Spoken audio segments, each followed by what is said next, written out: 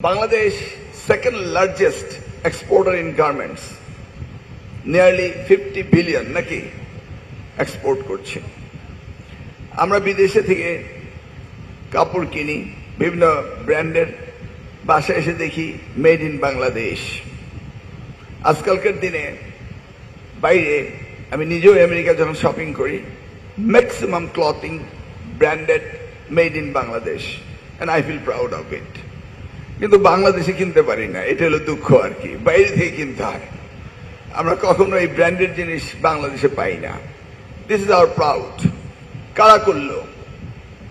The innovation যাদের আছে, সেই ইনোভেটিভ আমার সামনে শিক্ষার্থীরা, তোমরাই তো এগুলি করবে। টেক্সটাইল ইঞ্জিনিয়ারিং, এটা বেসিক্যালি বিকাম এ সায়েন্স। এটাকে আমাদের সবচেয়ে বেশি গুরুত্ব দিতে হবে।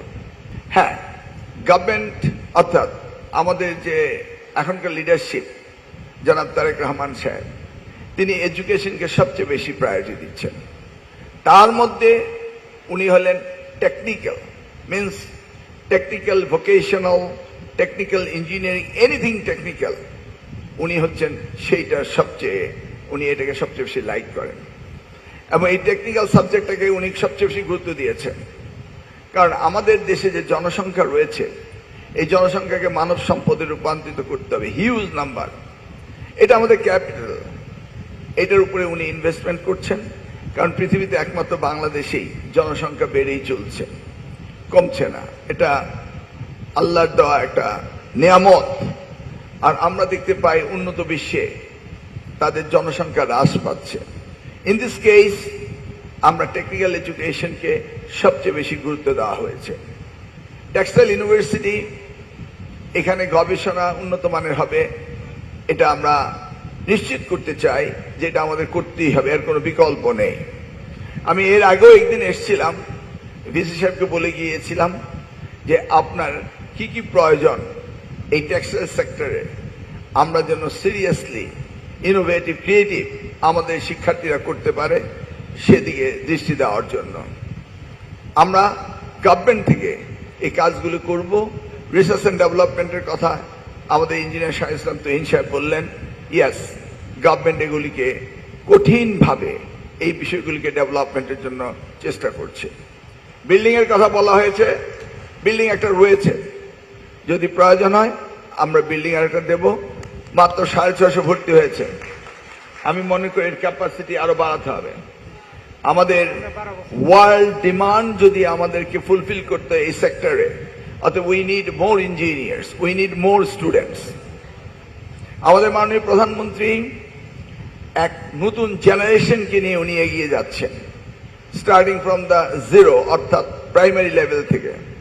ইতিমধ্যেই আপনারা দেখেছেন উনি প্রাথমিক স্কুলের জন্য বিশেষ করে দৃষ্টি দিয়েছেন এবং আমাদের প্রজেক্ট নম্বর 5, পিডিপি 5-এ এমন কিছু নেই যে আমরা স্মার্টলি আমাদের ভবিষ্যতের এই বাচ্চাদেরকে আমরা তৈরি করব। উনি মিড ডে মিলের ব্যবস্থা করেছেন প্রাইমারি স্কুলে, উনি তাদের জন্য ড্রেসের ব্যবস্থা করছেন। আমরা ক্লাস 4 থেকে তাদের জন্য খেলাধুলা, আনন্দময় শিক্ষা, এগুলি আমরা ইনক্লুড করছি। আমরা ক্লাস 6 থেকে টিবেটের উপরে, টিবেটের গুরুত্ব নিয়ে আমরা করছি। আমরা কারিকুলামকে চেঞ্জ করছি। 2028-এ আমরা নতুন কারিকুলাম নিয়ে আসবো, 2027-এ আমরা পরিমার্জন করে আসছি, যেহেতু সময় কম ছিল। আমরা সিনক্রোনাইজ করছি, গ্যাপগুলিকে ফিল করছি। যেমন এসএসসি 10 বছরে লেখাপড়া শেষ হবে, তার মানে 10 বছরটা 10 বছর হতে হবে, 11 বছর নয়। ইন্টারমিডিয়েট 2 বছরে, এটা 3 বছর হতে পারবে না। ইউনিভার্সিটিগুলো 4 বছরে, সেখানে কোনো সেশন জব থাকতে পারবে না। কারণ we don't want to waste our time.